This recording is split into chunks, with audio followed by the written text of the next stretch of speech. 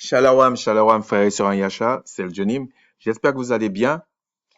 Euh, je vais faire encore une vidéo sur un sujet que j'avais déjà abordé et vous allez voir dans quel sens.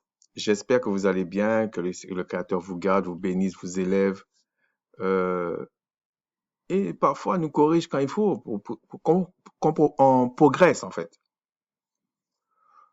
Parce que par moment, on progresse à travers des leçons. Ok? Donc ça dépend. Mais plaise au Créateur qui, quand il nous fait passer par les leçons, qui nous tiennent aussi en même temps pour qu'on grandisse. OK? C'est après qu'on voit qu'une leçon est bonne. C'est pas pendant qu'on passe la leçon. Pendant qu'on passe la leçon, c'est des fois difficile. OK? Mais, euh, à la fin, on voit bien que le Créateur a bien fait de nous faire passer par certains chemins. Plaise à lui de s'élever, durant ce partage, on va dire, vraiment partage. C'est pour ça que je dis souvent, je parle qu'à mes frères et sœurs et à ceux qui sont appelés à la repentance parce que, bon, déjà, j'ai pas les moyens de convaincre quelqu'un. Et puis franchement, si vous vous laissez convaincre par quelqu'un, moi, je suis capable de vous fuir. Parce que c'est justement comme ça qu'on a eu nos parents, qu'on a eu nos frères et sœurs. À un moment donné, on les a eus comme ça. Alors, pas tous, mais c'est parce que c'est comme si on avait une chaîne et il fallait pas aller voir. Ou si tu allais voir, on te dit non, il n'est pas bien normal celui-là ou celle-là. Pourquoi elle demande toujours pourquoi elle veut fouiller à droite à gauche? On a toujours été à l'église là, on a toujours fait ceci, on a toujours fait cela. Bon. Mais avant ça, j'ai quelque chose à rectifier, en tout cas à mettre des points sous les i là-dessus, parce que déjà, je parle qu'à des frères et sœurs et à ceux qui sont appelés à la repentance. En tout cas, pourquoi? Parce que je sais qu'ils sont, je suis convaincu que quand la personne est appelée à la repentance, il est au moins de bonne foi. Et c'est pour ça que je dis, moi, je n'ai pas ouvert une chaîne YouTube pour me faire des amis, en fait. Non. J'ai déjà mes frères et sœurs, j'ai déjà des amis en dehors, j'ai des connaissances et tout ça. J'ai pas besoin de YouTube pour ça, en fait. OK? Mais ça veut pas dire que je peux pas me faire un ami à travers YouTube. Non, mais c'est pas le but. C'est pas le but. C'est ça que je veux dire. C'est pas le but. Et vous savez, je vais vous dire un autre truc aussi. Il y a des gens, quoi que vous fassiez, tellement ils sont tordus, ils vont toujours vous dire certaines choses qui tiennent même pas la route. Et j'aime bien les gens quand ils m'expliquent quelque chose. Ça peut être un prof, un frère, une sœur, n'importe qui m'explique quelque chose et qui me donne des exemples. C'est-à-dire qu'il alterne parfois quelque chose qu'il a vu, quelque chose qu'il a expérimenté. Ça me fait comprendre mieux la théorie de ce qu'il veut m'expliquer. C'est pas toujours le cas, mais quand il peut le faire, ben, ça m'aide à comprendre. Et j'ai eu plusieurs expériences comme ça, mais souvent, en fait, euh, quand je vois un prof, parce que j'ai eu des profs comme ça, vraiment dans la théorie, il n'y a aucun exemple. Il y a des exemples très très loin, c'est-à-dire des trucs qui sont dans le bouquin, franchement, tu comprends rien du tout. Ou c'est très difficile de comprendre. Et tu as des profs, ils sont sous le terrain et puis ils donnent des cours en même temps. Donc, quand ils viennent, ils te parlent de la théorie, ils t'expliquent la théorie à travers des exemples de son vécu, de ce qu'il a vu, etc. Et il te dit ça, ouais, dans le livre, on te dit ça, mais faites attention à telle chose parce qu'un jour, j'ai eu ça, ça. Mais les élèves, quand ils entendent des profs comme ça, ils dansent même. Parce qu'ils disent, ah, enfin quelqu'un qui va m'expliquer quelque chose. Il te fait des démonstrations de ce qu'il utilise dans son environnement professionnel, etc., etc. Et tu sors de là grandi à un tel point que quand tu finis son cours, ça peut être en Amérique du Nord, hein, parce que en Europe, le cours, c'est au moins 8, 9 mois, je pense. Mais en Amérique du Nord, c'est des trimestres. Et quand tu sors de là, si tu t'es investi vraiment, tu es quasiment opérationnel. Alors avec l'expérience que tu as, que tu es un débutant, mais tu es opérationnel. Mais quand tu viens avec un prof, c'est toujours la théorie là, il n'y a pas d'exemple, il s'implique pas, ça va être compliqué. Ok, tout le monde le sait. Mais il y a des abrutis qui visiblement n'ont jamais connu ça. C'est-à-dire que comme si la communication, c'est pas leur fort. À la limite, je condamne pas la personne pour ça. Mais quand tu as vécu dans une prison dénominationnelle, que ce soit, peu importe, là, ça peut être catholique, ça peut être pentecôtiste, ça peut être, je sais pas, mormon, ça peut être n'importe quoi en fait. Ça peut être témoin de Jéhovah aussi, ça peut être n'importe quoi. Tu te la ramènes pas en fait. Tu viens avec ben, des arguments, des choses que tu as expérimentées, si c'est possible, ou tu fais une chaîne, tu essaies de partager quelque chose avec quelqu'un. Mais tu viens pas avec des dogmes de bam, que tu placardes, des trucs que tout le monde connaît, en fait, hein, parce que c'est quelque part votre mère catholique qui a ventilé tout ça, en fait, et puis vous avez arrangé ça à votre sauce. Donc, les gens sont au courant, en fait. C'est des dogmes, des placardages d'encyclopédies, etc. Je trouve ça petit, mais parce que je me dis, on n'est pas dans un truc formel. On est en train de partager des choses sur Internet qu'on appelle des réseaux sociaux. Donc, c'est peut-être là que tu peux prendre quand même le risque de dire, voilà, j'ai expérimenté ça. Il y a un échange, il y a quelque chose. Mais c'est pas le cas de ces gens-là. Parce que j'ai l'impression qu'ils ont peur que si, en fin de compte, le chemin que tu prends t'amène au salut, puisque c'est dans le cadre de ça qu'on parle, et que eux, ça l'amènera ailleurs, ils ont peur de ça. Donc, ils viennent comme des chiens, toujours dans leurs excréments, dans leurs vomis, nous raconter des trucs. Que nous, déjà, on sait que c'est du vomi. On n'aime pas le vomi. C'est interdit pour nous de manger le vomi. On a une loi alimentaire. Les excréments aussi, on mange pas ça. Voilà, donc on a une loi alimentaire, ok? Donc, et il y a encore un autre phénomène. Il y a aussi des personnes qui prennent, par exemple, 20, je dis pas qu'il faut pas le faire, mais ça dépend de pour quel but tu le fais. Donc, il prend euh, 20 traductions françaises, si on reste dans le paradigme français, ok, de la langue française. Et puis, il va vous dire, il y a des contradictions, il y a des supercheries, il y a des trucs comme ça, parce que les versions ne coïncident pas. Mais prenons le cas de quand ils disent que c'est l'ancienne alliance. Tout le monde est unanime que l'ancienne alliance a été écrite en hébreu. Je parle pas du yiddish, hein, je parle de l'hébreu. Et donc, alors il y a différents types d'hébreu, hein, il y en a. Et bon, je dis pas que tout le monde doit s'intéresser à ça. Je continue à penser que l'hébreu, connaître l'hébreu, c'est pas ça le salut. Connaître la loi et pratiquer la loi, c'est pas ça le salut. Et je vais m'expliquer en deux ou trois mots et puis peut-être vous allez comprendre de quoi parlait l'apôtre Paul en fait à ce moment-là. Mais plaise au Créateur que je puisse le faire une autre fois avec plus de détails parce qu'on avance un peu, ok? Donc on avance. Et je voulais dire que quand il regarde toutes on va dire les traductions en français, il va voir certaines choses. Mais peut-être s'il regarde toutes les traductions en allemand ou en espagnol ou en, je sais pas moi, peut-être pourquoi pas, je sais pas, une langue africaine, en créole, il va peut-être voir d'autres choses, ok? Parce que c'est pas la langue originelle, c'est pas l'hébreu. Et vous n'êtes pas obligé de connaître l'hébreu. Je parle uniquement de reconnaître les mots. Parce que tout le monde, peut-être n'a pas certaines facilités, mais on a le don de parler plusieurs langues. Donc, il faut pas être plus royaliste que le roi. Si le Créateur a donné ce don-là, tu peux y aller.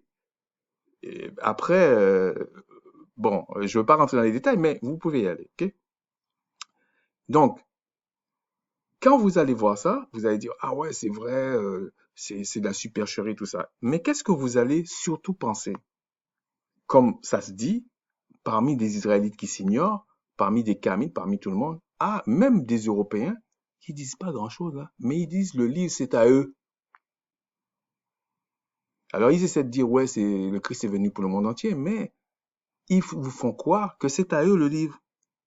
Et il y a des personnes, des ménadodermes, qui disent ouais, mais qu'est-ce que vous allez suivre, des trucs des locodermes, certains disent des blancs, etc., etc. Mais c'était ça le but, de faire rentrer la Bible dans leur paradigme. Et c'est à travers les petits exemples comme ça, on vous montre qu'il y a une supercherie. C'est pour ça que nous sommes en train de dire la Bible n'est pas falsifiée. Il y a eu des tentatives, oui, mais même quand il y a eu la tentative, si vous prenez plusieurs versions de la Bible, enfin de la même histoire, par exemple, si vous regardez plusieurs évangiles, si vous regardez plusieurs textes, par exemple, si vous regardez la même chose dans Deutéronome, dans Nombre, dans Lévitique, etc., ou même certaines choses dans Genèse, vous allez voir, même si c'est une traduction qu'en français, vous allez comprendre beaucoup de choses. Mais peut-être vous n'allez pas comprendre la vraie chose, mais vous allez comprendre que non, c'est pas ça qu'on a voulu dire. C'est pour ça que je dis, si vous étudiez vraiment les livres, comme si c'est une synthèse de plusieurs livres, vous allez comprendre beaucoup de choses. Par la grâce du puissant, vous allez comprendre. Maintenant, il y a des choses qu'il faut aller focuser dessus. Enfin, il faut aller, comment on dit ça? Il faut aller zoomer. Même zoomer, c'est, bon, il faut aller, euh, il faut, il faut aller plus près dessus, ok? Je sais pas comment on dit ça en français, mais il faut aller plus près dessus, ok? Ouais, focuser ou zoomer. Bon, vous comprenez ça. Et là, vous allez peut-être comprendre certaines subtilités. Mais ce que je voulais dire tout à l'heure, c'est que c'est pas parce que vous comprenez ça, c'est pas parce que vous appliquez la loi, je dis bien appliquer la loi, parce que je devrais même pas dire appliquer la loi. Parce que il y a quelque chose qui doit se passer avant. Il faut que le Créateur, vous vous réconciliez avec le Créateur selon le contrat qu'il a établi entre son peuple et lui, c'est-à-dire le Christ. C'est comme ça. Et à partir de là, donc la repentance et tout ça, la conversion, quand vous allez pratiquer la loi, effectivement, la loi va vous maintenir en vie. Mais c'est pas la loi qui vous donne la vie. Ce qui vous a donné la vie, c'est le Créateur lui-même. Et c'est pour ça que Paul dit, la loi, elle est bonne, mais c'est pas ça qui vous donne la vie. Parce qu'il faut faire attention quand on dit, on vivra par cette loi. Il faut faire attention à ces expressions, ok? Et ensuite, quand on dit, bon, il y avait la loi, et effectivement, c'est pas parce que vous parlez l'hébreu, parce que vous pouvez être, euh, euh, je vais prendre un exemple plus simple. Vous pouvez pratiquer la loi, parler couramment l'hébreu, mais c'est pas pour autant que vous aurez l'héritage d'Israël. Non. Donc vous voyez que c'est pas uniquement ça. C'est pas uniquement, c'est pas ces choses-là qui vous donnent l'héritage. C'est le Créateur qui vous établit dans l'héritage. Et si vous êtes dans l'héritage, maintenant, il vous éduque. Donc, quand il vous éduque, ça passe par la loi. Et comme vous êtes animé par son esprit, la loi a un sens. Ça va produire la vie en vous. Mais c'est pas la loi. Parce que quelqu'un d'autre va pratiquer là, il n'aura pas la vie, hein. C'est ce que l'apôtre Paul dit, la lettre. Parce qu'il faudra encore, quand tu pratiques la loi, que tu sois dans l'état d'esprit que le Créateur veut. C'est lui qui maîtrise les affaires. Et il va vous apprendre certaines supercheries comme je vous fais là. C'est comme ça. Alors, ça va grincer les dents par moment, mais si vous êtes honnête avec vous-même, je parle à ceux là qui viennent toujours vomir là à chaque fois sur nos chaînes. Soyez un peu honnête avec vous-même. Soyez un peu honnête. Bon voilà. Ou alors, passez votre route et puis bon vent, je sais pas comment dire, mais voilà. Donc aujourd'hui, on va voir deux choses. La version des témoins de Jéhovah et puis un passage de la Septante qui parle de la même chose, soi-disant. Alors, il y a des choses qu'on peut dire, bon, on comprend que c'est un peu compliqué, ok?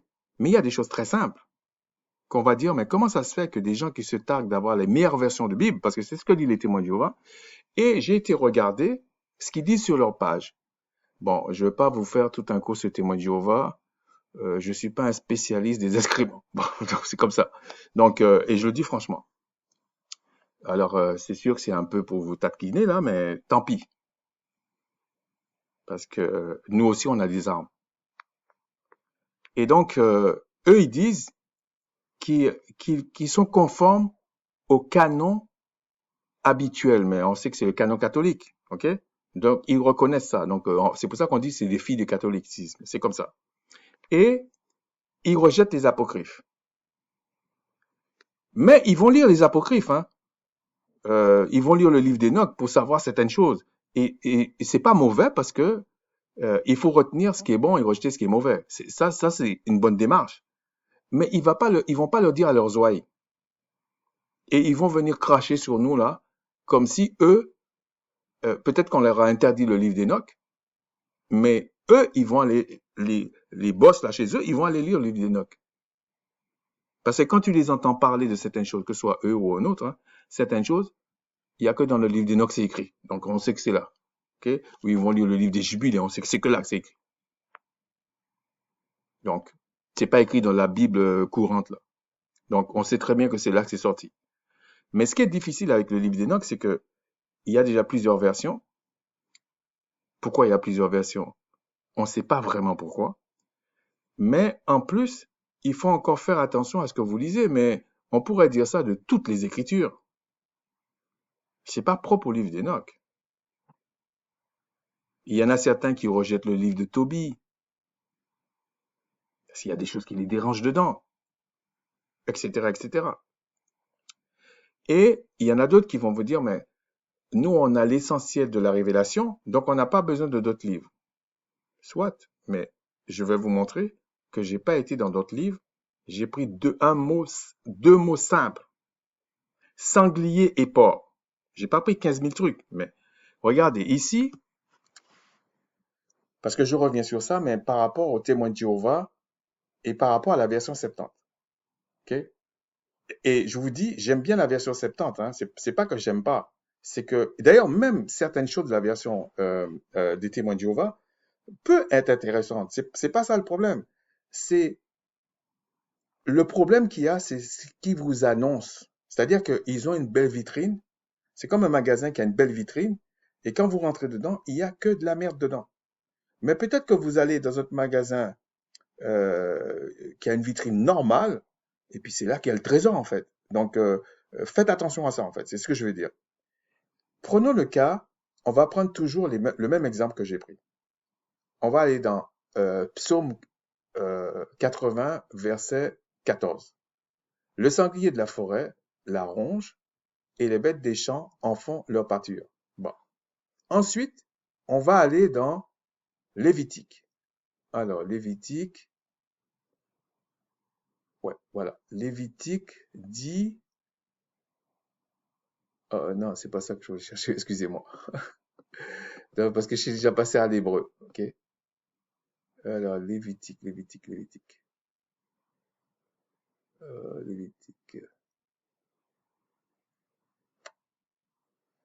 Désolé, j'ai oublié tellement de choses que, voilà. Dans Lévitique 11, on va lire à partir du verset 5, ça va être plus. Vous ne mangez pas le daman qui rumine, mais qui n'a pas la corne fourchue. Vous le regarderez comme impur. Vous ne mangerez pas le lièvre qui rumine, mais qui n'a pas la corne fourchue. Vous le regarderez comme impur. Regardez bien l'ordre de ces trois versets. Vous ne mangerez pas le porc qui a la corne fendue et le pied fourchu, mais qui ne rumine pas. Vous le regarderez comme impur. Ok, ça c'est pas un problème. Mais là, on vous parle de porc. On est correct, hein? Donc, vous allez dire, mais dans Psaume 94, on parle de sanglier, et là, on parle de porc. Vous allez dire, John, mais là, c'est deux mots différents. C'est quoi ton histoire encore? Ok, ok. Puis, vous allez venir avec vos encyclopédies, vos dogmes et tout ça, et peut-être même vous allez me cracher physiquement dessus, ok? Mais vous inquiétez pas. Je suis aussi craché. Donc, on va aller voir, ok? On va prendre la version d'abord des témoins de Jéhovah. Ceux qui ont les meilleures versions du monde, parce que c'est carrément écrit sur leur site. Euh, ouais, on va faire comme ça. Donc, eux, ils disent, verset 13, bon, des fois ça change, hein. Psaume 80, verset 13. Un sanglier de la forêt continue à la dévorer, et les foules d'animaux de la campagne continuent à s'en repaître. Euh, on ne parle pas du sens des phrases là, on parle du mot sanglier. Donc, eux, ils ont utilisé toujours le mot sanglier. On va dans Lévitique, et ils disent et le daman, dans Lévitique 11, verset 5 à 7, et le daman parce qu'il est ruminant, etc. Et ils emploient aussi le lièvre, et ils emploient aussi le porc. Et donc, ils disent le daman, le lièvre et le porc exactement comme la nuit seconde. Pas de problème. Ensuite, on va aller voir quelque chose dans Ésaïe chez eux. Ésaïe 66, 17, on nous parle de ne pas manger la chair de porc, en fait. Vous allez lire, c'est le mot qu'on regarde, ok? Et on va aller chercher dans 8 secondes, ah mince, dans 8 secondes, qu'est-ce qu'on dit? Non, c'est parce que j'ai, c'est pas grave. Dans 8 secondes, qu'est-ce qu'il est dit dans 8 secondes? Au moins, vous voyez que c'est le site de témoin de Jéhovah, hein, regardez. Donc, dans 8 secondes, 66, 17, voilà ce qui est écrit. Ceux qui se sanctifient pour un, et c'est marqué qui mangent de la chair de porc. Il dit c'est des choses abominables. C'est pareil que la version des témoins de Jéhovah, des souris, tout cela périront, dit le Tout-Puissant. Maintenant, on va aller, pour cette dernière-là, on va aller dans la version 70. Dans la version 70, on vous dit Lévitique 11, versets 5 à 7. Regardez l'ordre. Les deux autres versions que je vous ai vues, on vous a parlé en deuxième position. On vous a dit le daman, le porc-épic, et ensuite le pourceau, qu'on peut assimiler à des porcs, ok? Pas de problème. Mais si vous regardez le porc-épic et un daman, le porc-épic est plus proche d'un hérisson. Alors, j'ai regardé Europe, hein, et vous voyez, c'est plus proche d'un hérisson. Mais si vous regardez, je pense, le daman,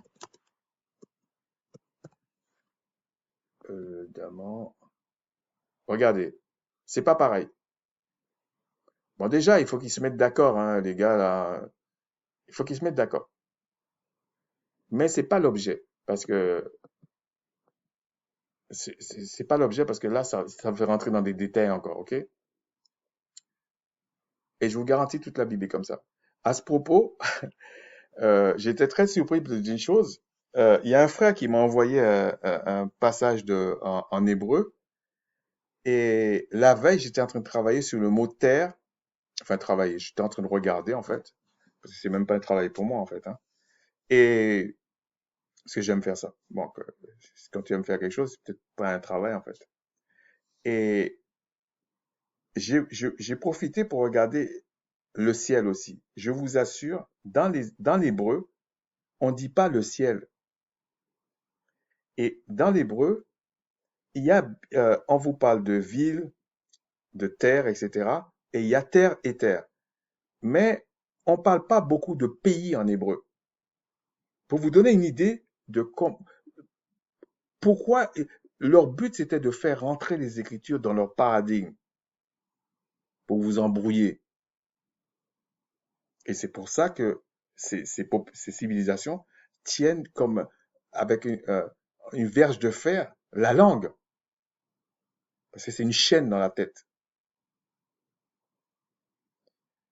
Si maintenant, on va regarder le psaume 80, puisqu'ils disent eux-mêmes, les témoins de Jéhovah, la Septante, c'est différent. C'est pour ça que je suis pas d'accord avec euh, une confiance aveugle dans la traduction et même dans les textes de la Septante, parce que j'ai été regardé en hébreu, en grec ancien, même si je suis pas intéressé par le grec ancien, ok?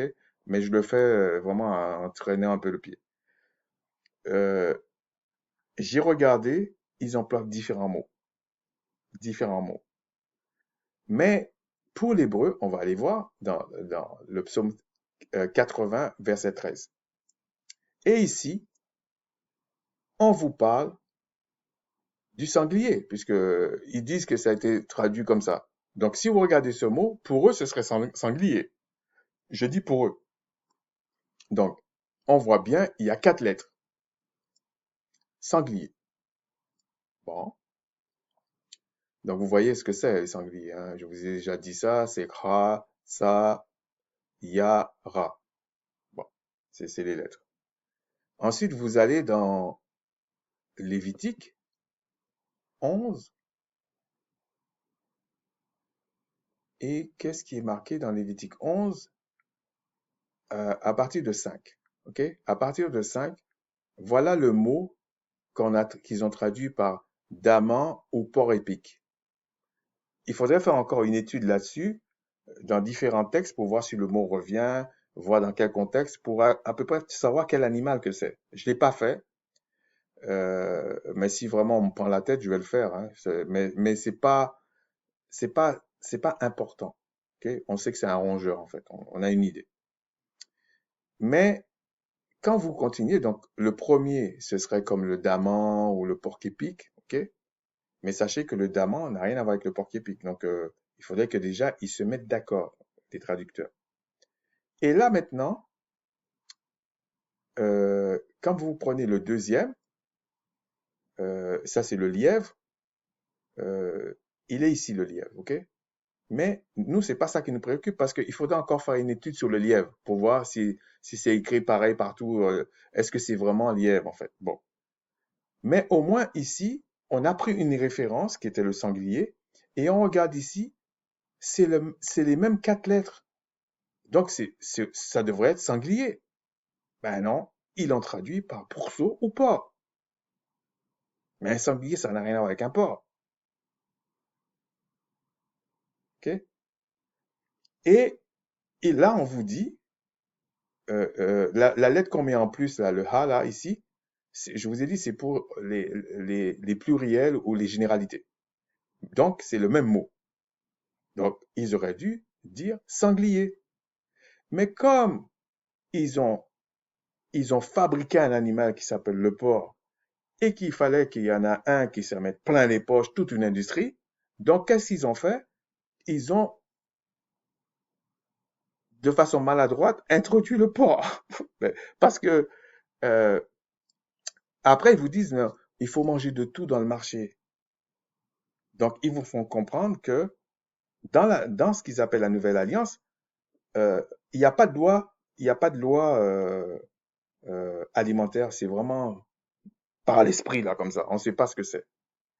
Et donc, il a fallu qu'ils introduisent pas depuis le départ pour dire maintenant, c'est la loi de Christ qu'on suit et non pas la loi de Macha, de Moïse. Mais je vous dis, il n'y a pas de loi de Macha et il n'y a pas de loi de Christ. Il y a la loi du Créateur, c'est tout. Et il y a des serviteurs. Christ est un serviteur du Créateur qui a un certain statut. Fils, souverain sacrificateur et roi. Macha, Moïse, aussi était serviteur du Créateur. Et il devait mener le peuple comme un leader. Et lui, on lui a fait, entre guillemets, on lui a mis la place comme, il était prophète, et on l'a mis comme, comme une puissance. Si vous voulez, entre guillemets, comme un dieu, avec un petit dé. Alors. Et on a mis Aaron comme souverain sacrificateur. Et les Écritures disent, ce genre de statut, ce n'est pas vous qui demandez ça. C'est le Créateur qui on peut dire, entre guillemets, vous impose ça. Vous êtes né comme ça. Et donc, ici, on parle de porc, enfin de sanglier. Mais eux, ils ont déjà mis porc. Il y a déjà un problème. Et vous avez vu, le témoin de Jéhovah a appelé ça pourceau et puis l'autre a appelé ça porc. Bon. On va aller voir dans Ésaïe et je vous assure, vous le prenez n'importe où, ce mot, dans tout ce qui est en hébreu.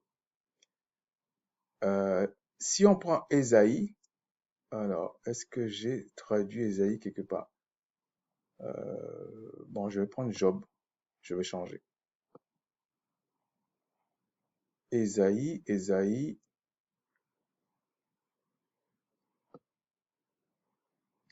Si on prend Ésaïe 66 et on va regarder le verset 17.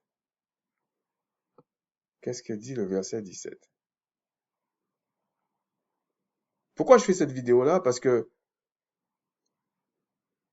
ce petit témoin de Jéhovah là, il faut qu'il arrête en fait. Parce que la façon qu'il fait, s'il y a des témoins de Jéhovah qui regardent ça, peut-être ils vont quitter la congrégation s'ils sont sincères. Parce qu'ils vont commencer à chercher comme ça dans les Écritures.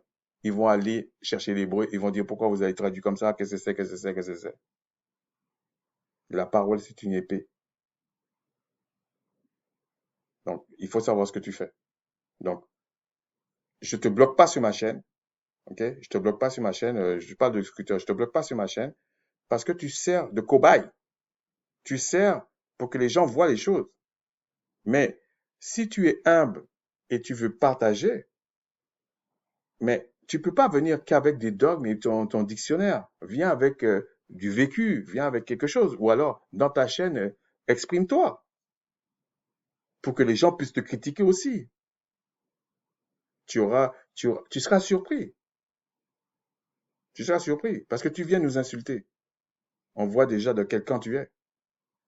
Donc, ici, dans le verset 17, franchement que tes insultes te retombent sur toi, hein, ça c'est pas un problème, mais je trouve que tu perds ton temps, je sais pas quel âge tu as, mais vraiment, trouve-toi quelque chose à faire en fait. Quand vous regardez ici, 66-17, regardez, c'est encore le même mot. Pourtant, ils ont traduit par porc, la chair de porc. Okay, flèche ici, c'est la chair de porc, ok? Et vous avez le ha ici parce que c'est une généralité. Et vous avez encore les 4 lettres. Le kra, sa, ya, ra. Alors, il y en a qui vont pas dire ra à la fin, qui vont faire ya. Ça dépend comment. L'essentiel, c'est se maintenir dans la même logique euh, complète pour que ça ait un sens pour toi. OK? Alors, il y en a qui vont dire, au lieu de dire ra, peut-être ils vont dire re. Vous voyez, ici, ils disent, ils mettent un i. Parce que, en fait, comme c'était que des consonnes, ben, tu mets ce que tu veux au milieu, en fait. Et je trouve que c'est très bien parce que comme ça, on comprend la supercherie de pas mal de personnes. Parce que tu peux prendre, vous pouvez faire l'essai en français, hein, vous prenez prenez un mot avec 4, par exemple, consonnes, je sais pas, n'importe quel mot, et vous changez les voyelles au milieu. Vous mettez n'importe quoi, vous commencez par A, B, machin, ça va donner d'autres mots, etc. Donc, ici, on constate que c'est encore la même chose. C'est encore la même chose qu'elle a. C'est sanglier, puisqu'il se base, le premier mot dans le livre, si on prend chronologiquement, euh, si on, non, si on, même chronologiquement, ça marche pas, parce que Lévitique est censé être euh, avant, avant Psaume, ok? Mais le fait qu'ils ont utilisé le même mot, ils vous disent le sanglier de la forêt. Est-ce que ça existe des porcs sauvages? Le porc sauvage, c'est un sanglier, non? Donc pourquoi ils parlent de porc? Je vous ai dit, c'est pour vous embrouiller. Et il y a plein de choses comme ça, hein. Un porc épic n'est pas un daman. Allez regarder ça sur Internet, je vous ai montré, c'est pas la même chose. Et tout est fait comme ça. Je vous assure, terre, ils mettent pays. Qu'est-ce que j'ai vu ces jours-ci? Si vous voyez comment on devrait prononcer, peu importe la technique que vous utilisez, on dit jamais pharaon. C'est ça, c'est une invention encore. Tout est comme ça. Tout est comme ça. Alors, quand ça se limite uniquement aux mots, c'est pas très grave, mais ça vous fausse la vérité, ça vous fausse la vision des choses, ça vous empêche de comprendre comment les Israélites vivaient. Et quand vous êtes dans le doute, c'est là que le diable vous manipule. C'est comme ça, vous êtes dans le doute. Même si vous venez avec des dogmes et tout, vous êtes dans le doute. Parce qu'un dogme, par définition, c'est que vous savez pas. On vous a dit ça. Et la technique qu'il y a, c'est que il y a des gens qui ont peur de parler avec des personnes qui vont leur dire, mais regardez, le texte hébreu, là, vous dites que vous choisissez l'hébreu comme origine, d'accord? Alors il va te dire, non, non, pas ton livre d'hébreu parce que je sais pas où est-ce que c'est. Tu dis, ben, donne-moi ton hébreu à toi. Il va venir avec un livre d'hébreu, hein. Il va voir que c'est la même chose. Mais est-ce qu'il sera suffisamment honnête, la personne, pour dire, ah, ben, s'il y a ça là, est-ce qu'il y a d'autres? Vous lui montrez encore d'autres. Et là, il y aura un problème. Et si le Tout-Puissant le permet, je vais revenir sur l'histoire de terre, pas tellement les cieux, même les cieux, c'est juste pour vous montrer. Mais si un frère veut le faire, qu'il le fasse, hein. Mais la terre, il y a quelque chose, un passage qui peut nous enseigner beaucoup de choses. La puissance qu'avaient les prophètes et tout ça, là, les Israélites en fait. Parce que Christ dit quelque chose. Il dit, je m'en vais au Père, dans Jean 14. Vous ferez des œuvres plus grandes que moi, si vous croyez en moi. Et il vous dit, moi, je n'ai fait que la volonté de mon Père. Ça veut dire que ce que mon Père m'a commandé de faire. Voilà. Et le Père ne change pas. Bon. Donc, quand il dit ça, il dit pendant qu'il n'est pas là, vous devez faire mieux que moi. Pas construire des bâtiments, des trucs comme ça, parce que quand je vois les bâtiments des gens là, peut-être Babylone, toutes ces villas étaient beaucoup plus jolies que ce qu'il y a aujourd'hui. Plus fast. OK? L'Égypte et tout ça, c'était grandiose. D'ailleurs, aujourd'hui, quand on parle de ces villes-là, les architectes, tous les gens là, ils sont comme des dingues, ils savent même pas comment on a construit ces villes. Donc, ça veut dire que c'était des choses quand même très, très fastes et beaux. Donc, euh, donc c'est pas les trucs aujourd'hui en ciment qui durent pas longtemps là, alors que eux, ils bâtissaient des trucs qui duraient 3000 ans. Bon, le ciment, c'est 50 ans, hein, en gros, hein. Il faut le refaire après, hein. Ça commence à se dégrader au bout de 50 ans. Peut-être ça tient un peu en réparant à chaque fois, là. Mais bon. Donc, c'est quand même un problème, OK? Donc, il ne faut pas forcément penser que ces civilisations-là étaient imbéciles. Parce que c'est ce qu'on fait croire plus ou moins dans les dénominations, en fait. Et Christ, quand il dit, vous ferez des œuvres plus grandes que moi, parce que quand il va revenir pour les 1000 ans, vous ne pouvez pas faire une œuvre plus grande que lui. C'est lui le maître. C'est lui le leader là-dedans. Mais en attendant qu'il n'est pas là, vous devriez faire des œuvres, c'est lui qui a dit, plus grandes. Mais c'est pas construire des bâtiments, des trucs comme ça, c'est des bêtises, ça. C'est dominer les puissances des ténèbres. Donc, voilà, c'était un partage juste pour dire que, ben oui, les témoins de Jéhovah, ben, dans leur traduction, ils ont fait la même chose que les autres. Alors, peut-être qu'ils l'ont pas fait dans tout, mais ils l'ont fait dans celui-là. Et si, enfin, dans un truc, on a vu 2 fois, ils l'ont fait pareil. Donc, et je suis convaincu que si je cherche encore, il y en aura, mais bon, je ne veux pas me spécialiser dans un témoin de Jéhovah, j'en ai rien à foutre en fait. Enfin, sincèrement, j'en ai rien à foutre. Et je ne sais pas aussi si j'ai pas raconté, quand je dis aux gens que je m'en fiche de ce que vous mangez, etc., c'est la vérité. Mais je ne parle pas à mes frères et sœurs, je ne parle pas à quelqu'un qui veut, qui est sincère et que le Créateur a appelé à la repentance. Je ne parle pas à ces gens-là. Je parle au voyou qui vient nous insulter systématiquement avec du vomi en plus. C'est même pas des choses. Nous, on a, comme je disais, On a une loi alimentaire. On ne mange pas de vomi ni d'excréments. Si vous avez l'habitude de manger ça, mangez ça. C'est vrai, le scooter, si tu as l'habitude de manger ça, mange.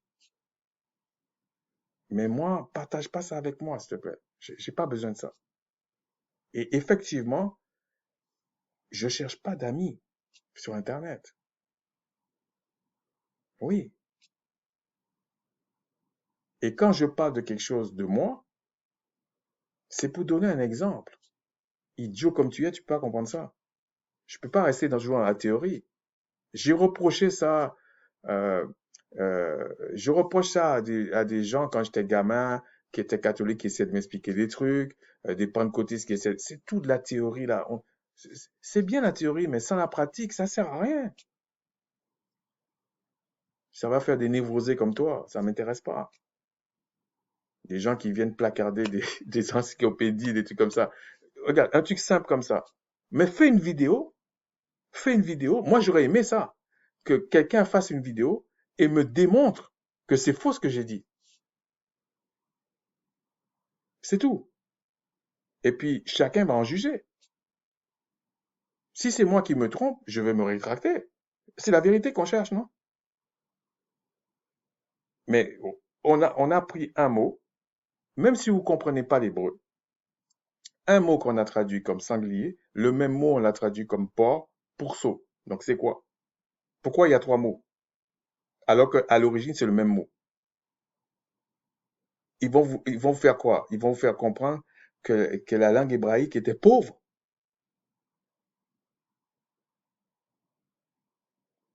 Et je vais vous montrer que des fois, la langue française, par exemple,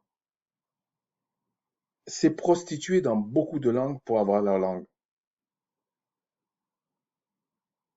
Par exemple, bon, c'est pas le cas, mais juste pour vous dire, en hébreu, on dit aussi là, là, là, et ça veut dire là. Dans la langue hébraïque, on met l'article ou le possessif après le nom, ce qui se fait en créole, qui se fait dans des langues africaines. Mais ça se fait pas dans les langues occidentales, ok? Ça se fait pas dedans.